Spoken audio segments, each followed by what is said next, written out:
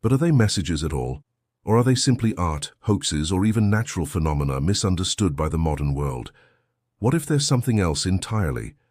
In this journey, we're not here to tell you what to believe. We're here to ask questions, to dig into possibilities, and to explore one of the most peculiar mysteries of our time. We're talking about crop circles, their origin, their evolution, the people who make them, and the theories that surround them like mist on a summer morning. Whether you think it's all a hoax, a phenomenon of unknown energy, or something extraterrestrial, this story is much bigger than it seems. To understand crop circles, we first have to travel back in time, not just to the 1970s, when media attention exploded, but even further. There are historical reports of strange circles appearing in fields that go back centuries. One of the earliest mentions is the so-called mowing devil from 1678 in England. The story goes that a farmer refused to pay a laborer to mow his field, saying he'd rather have the devil do it. That night, strange lights were seen, and the field was found the next day with the crops laid down in a perfect circle. Coincidence? Folklore? Maybe. But that tale shows that the idea of mysterious patterns appearing in crops isn't as new as we often think. Fast forward to the modern era. The late 1970s and early 1980s saw a spike in reports of crop circles, particularly in southern England. Places like Wiltshire became hotspots, especially around ancient sites like Stonehenge and Avebury. That alone raises eyebrows. Why so many crop circles near ancient, mystical locations? Is there a connection? Or is it just where artists feel inspired to make their mark? We don't have the answers, but the questions themselves are part of what makes this so fascinating. In 1991, two men, Doug Bauer and Dave Chorley, stepped forward and claimed responsibility for hundreds of crop circles in the UK. They said they made them with planks of wood, ropes, and a garden roller. They even demonstrated the technique on camera. For many, that was the end of the mystery. Case closed. Human pranksters. But not everyone was convinced. Why? Because even after their confession, crop circles didn't stop. In fact, they became even more complex, massive designs that would take teams of people all night to create, with mathematical precision and symbolic depth.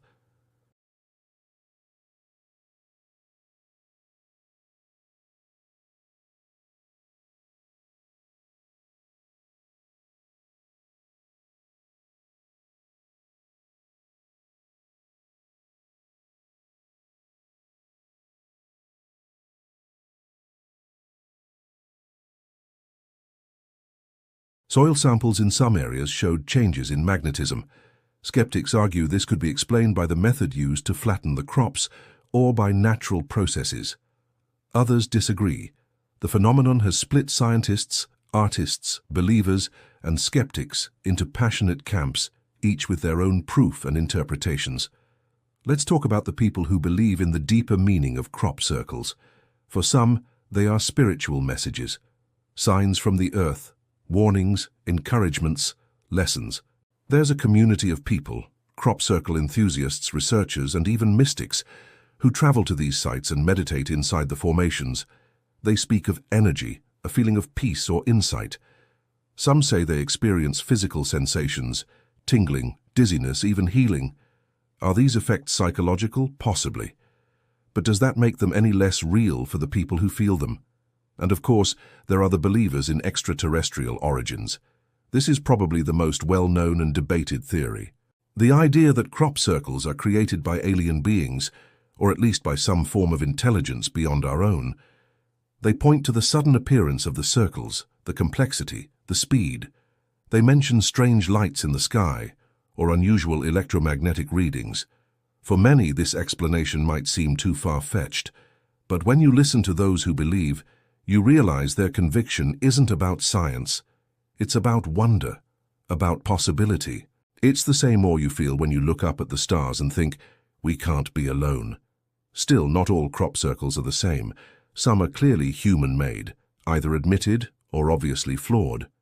There are artists who have come forward, some proudly claiming their role in keeping the mystery alive, others insisting they are part of a larger story, even guided by unknown forces. There's a strange duality here. Crop circles are both art and mystery. both prank and possibility. They exist in a liminal space between what we can measure and what we can only imagine. Take, for example, the famous 2001 Chilbolton crop circle, which appeared next to a radio telescope. It seemed to be a direct reply to a message sent into space decades earlier. The 1974 Arecibo message, which was a binary-coded signal sent by scientists into the cosmos. The crop formation mirrored that message, but with key differences. Different DNA structure, different height, a different solar system, even a depiction of a humanoid figure. Was it just an elaborate joke by someone with a deep knowledge of science? Or was it something more? Or consider the 1996 Julia Set formation that appeared near Stonehenge. A massive spiral pattern of hundreds of circles formed in broad daylight within a span of about 15 minutes, according to witnesses. That story is still contested. Some say it's impossible. Others say it was staged.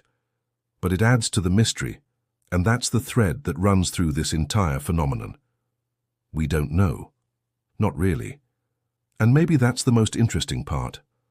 Because in a world obsessed with knowing, with categorizing, with labeling and explaining everything, crop circles resist definition. They whisper, "There's more." They ask us to wonder again, like children seeing something magical for the first time. They challenge our assumptions, not just about what's real, but about how we decide what's real in the first place. Maybe that's why crop circles have endured. Not just as curiosities, but as cultural symbols. They've appeared in films, in music videos, on album covers.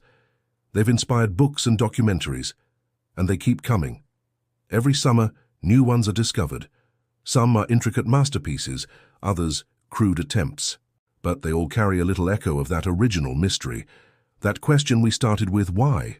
And here's the thing, there might never be a definitive answer. But perhaps that's not the point.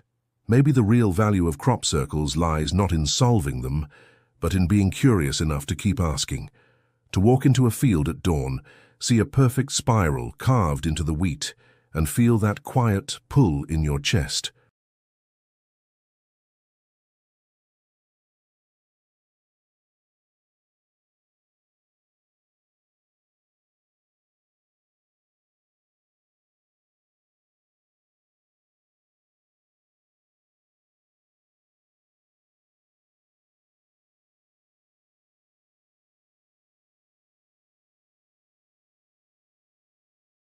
The more we dive into the world of crop circles, the clearer it becomes that this mystery isn't just about flattened plants.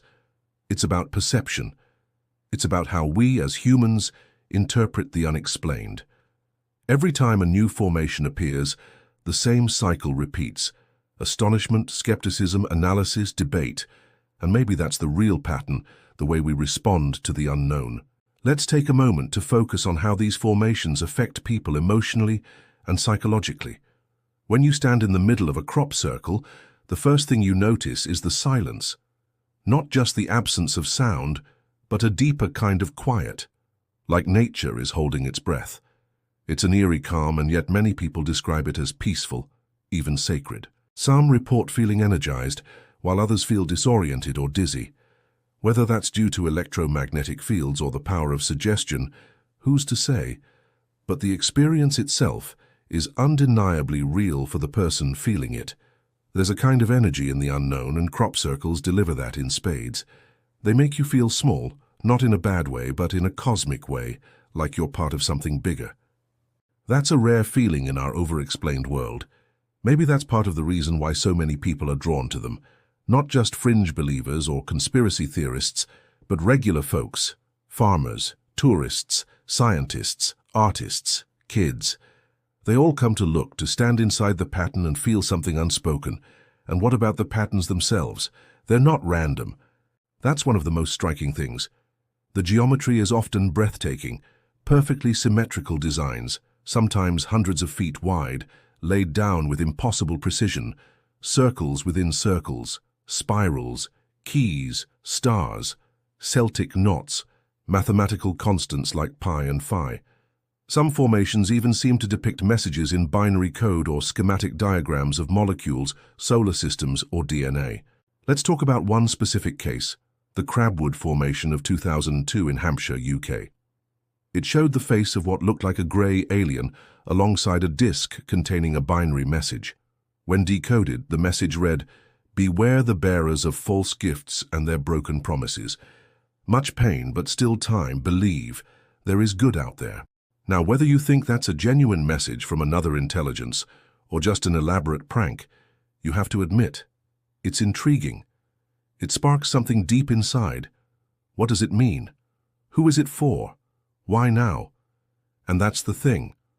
So many crop circles seem to be saying something. Not necessarily with words, but through shape and symbolism. Some researchers have spent years trying to decode what they see as a visual language. They argue that the patterns relate to sacred geometry, ancient knowledge, or even universal truths encoded in visual form. Skeptics might laugh, but even they have to acknowledge the craft, the beauty, the intent behind these designs. Here it's easy to dismiss something you don't understand. It's harder to sit with the mystery. And yet that's exactly what crop circles ask us to do, to stop, to wonder, to think. In an age dominated by screens and algorithms, where we scroll through information at the speed of light, these quiet patterns in the fields bring us back to something more primal: the land, the sky, the symbols, the silence. Of course, not all crop circles are created equal. Some are clear attempts by amateurs, clumsy, uneven, quickly made. And that's okay. The presence of fakes doesn't disprove the possibility of the real. In fact, it raises the bar. If anyone can make a simple circle with rope and a board, then the truly complex formations stand out even more. It's like finding a Van Gogh in a room full of doodles. And then there's the question of time. These formations appear overnight, literally. Farmers go to bed with a normal field and wake up to a vast, intricate design. No sound, no lights, no damage to the surrounding crops. How is that possible? Could teams of artists really create such detailed work in total darkness, without leaving footprints or damaging other plants? Some say yes with planning and precision. Others say no, not without help. But help from who or what? There are documented cases of strange lights seen near crop circles, glowing orbs darting across the fields, sometimes just before a formation appears. Pilots, locals, even military personnel have reported sightings. Is this coincidence, hallucination, or could there be a connection? Again, we don't know, but the reports keep coming year after year, and they add yet another layer to the mystery. Let's not forget the media's role in shaping public opinion. Over the years, crop circles have been portrayed in all kinds of ways: mystical, silly, threatening, beautiful. Films like Signs tap into our fears, while documentaries and books dig into the data. Some scientists have investigated crop circles seriously, while others scoff at the idea. The debate isn't just scientific, it's cultural. What we believe about crop circles says a lot about how we view the world. Some people see them as a joke, others see them as sacred. Some are terrified, others are inspired. There's no one right reaction, and that's what makes this such fertile ground for exploration. Crop circles are like mirrors. They reflect back our hopes, our fears, our imagination. They ask us to pay attention not just to the fields, but to ourselves. And if you think about it, isn't that kind of beautiful? In a world divided by so many things, politics, ideologies, borders, these mysterious patterns unify people in curiosity. They create a shared experience. Whether you believe in aliens, ancient knowledge, or just the creativity of humans, you're drawn in. You're part of the story. Because crop circles aren't just out there. They're in here, in our minds, our dreams, our questions. They remind us that not everything needs to be solved to be meaningful. That mystery has value. That wonder is worth holding on to. And maybe, just maybe, the true message of crop circles isn't about who made them or how. Maybe it's about waking us up, reminding us to look closer, to feel more deeply, to ask questions, even when there are no easy answers. Maybe the message is simply this: stay curious. One of the most fascinating aspects of the crop circle mystery is how it challenges the boundaries between science and belief, logic and imagination. It's not just a matter of proving or disproving something. It's about how we make sense of the unexplained, how we fill in the blanks when data runs out and emotion kicks in. Crop circles sit right in the middle of that tension. They're physical phenomena. We can see them, measure them, photograph them, and yet what they mean remains entirely open to interpretation. Scientists, understandably, want hard evidence. They ask questions like, where are the controls? What are the repeatable measurements? What kind of force would it take to bend a stalk of wheat without breaking it? Are the soil changes consistent across formations? And to their credit, some have tried to answer these questions. Biophysicist William Levengood, for example, spent years collecting samples from crop circles and comparing them to control samples outside the formations. He found anomalies, elongated plant nodes, expulsion cavities, changes in crystalline structure of the soil.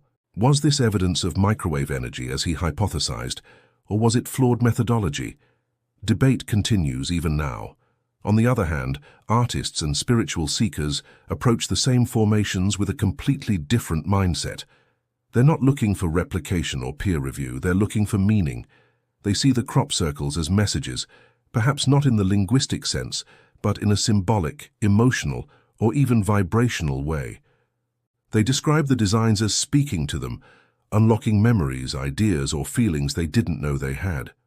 Some talk about synchronicity, the way they stumbled across a crop circle just when they needed clarity, or how the symbol matched something they'd been dreaming about.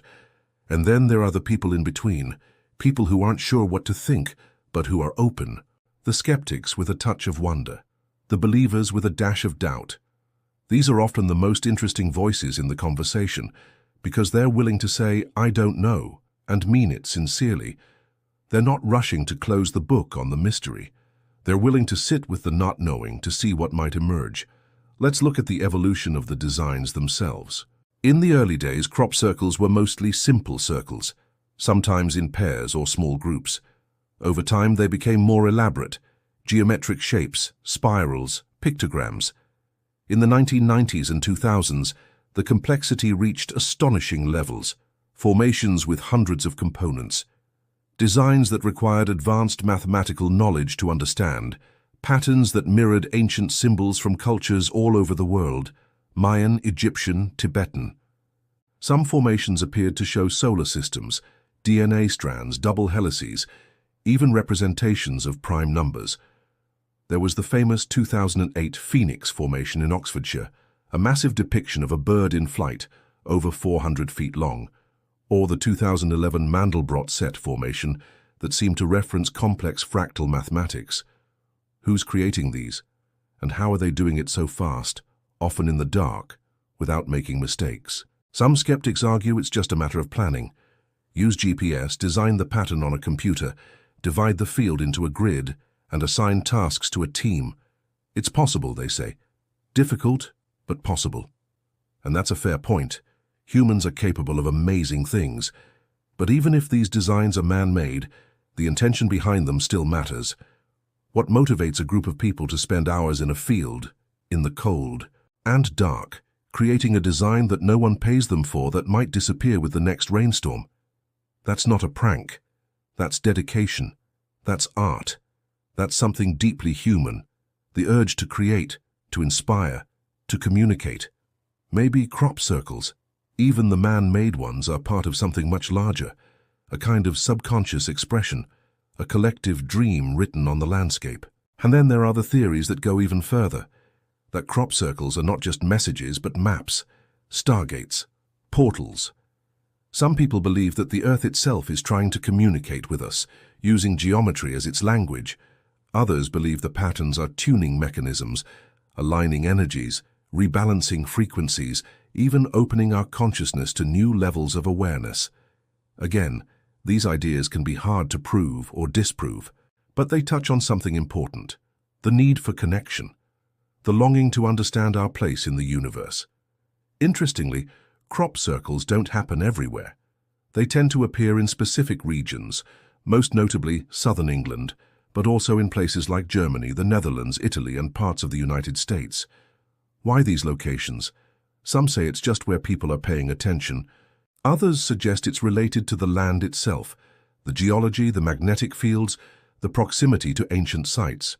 Maybe certain places are just more open to this kind of phenomenon, whatever it may be. There's also the seasonal nature of it. Crop circles tend to appear in summer when the crops are tall and green or golden. They fade with the harvest. They're impermanent by nature, fleeting, and maybe that's part of their power. They remind us that not everything has to last forever to matter. Some things are beautiful because they vanish. And let's not forget the social aspect. Crop circles bring people together. Enthusiasts, tourists, researchers, photographers. They create a kind of temporary community, gathering in fields, sharing ideas, debating theories. It's a grassroots movement in every sense. And even though there are disagreements, there's also a shared sense of awe, a sense that something special is happening here. In some ways, crop circles are like modern myths. They carry symbolism, mystery, and a touch of the divine. They give us stories to tell, puzzles to solve, beauty to appreciate. They challenge us to think beyond the everyday, to imagine other possibilities. And isn't that what all good myths do? Whether they're made by artists, aliens, natural forces, or some combination of all three, crop circles keep asking the same question. What else is out there? What else might we not yet understand? And more importantly, are we willing to look? Because the answers might not come in textbooks or news reports. They might come in moments, in quiet fields at dawn, in the feeling you get when you see a spiral of perfect circles stretching across the land, in the sense that something just shifted, even if you can't explain it. That's the real mystery of crop circles. Not just what they are, but what they do to us. They invite us to wonder again. And maybe that's the rarest thing of all. There's something beautifully paradoxical about the crop circle phenomenon. It's both simple and complex, temporary and unforgettable, local and cosmic. Whether viewed as messages from an alien race, secret experiments, elaborate jokes, or expressions of collective consciousness, one thing remains clear. They capture attention in a way that very few modern mysteries do. Even in an age of advanced technology, where satellites scan every inch of Earth, where people can stream live from anywhere in the world, crop circles still appear quietly, under the cover of night, and manage to escape explanation. Maybe that's the whole point. In a world overloaded with certainty, algorithms, and data, these formations offer something much rarer, the permission to not know, to step into a space of mystery and just feel it. Maybe you don't have to believe in aliens or energy vortices to feel the strange beauty of a perfect spiral carved into a golden field. Maybe you don't need to understand the math to stand in the center of a fractal pattern and feel something stir deep inside you. It's not about answers. It's about the experience, the wonder, the possibility. And yet we keep trying to explain. That's human nature. We analyze satellite images, we fly drones, we use electromagnetic meters and soil testing kits, we interview witnesses, we trace footpaths and look for broken stalks. And in the process we collect more data, more questions, more clues, but not always more clarity. The more we learn, the more we realize how little we actually understand. And still they come. Each summer, as the crops rise and the land turns green, watchers all over the world begin to wait. They scan the fields, hoping to be the first to spot a new formation. Websites light up with fresh photos, new coordinates, speculative interpretations. People hop in their cars or on trains, walking through wet grass to stand in the middle of something they can't explain. There's a quiet devotion to it, a kind of reverence. It's not a cult, it's not religion, but it touches some of the same places inside us. Maybe crop circles are our modern temples. Open-air sanctuaries where no one preaches and everyone is welcome. Places where curiosity is sacred and imagination is the guide.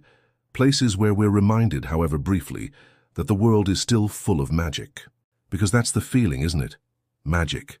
When you stand in one and you see the way the plants are laid down with such care, such precision, you don't just see something made.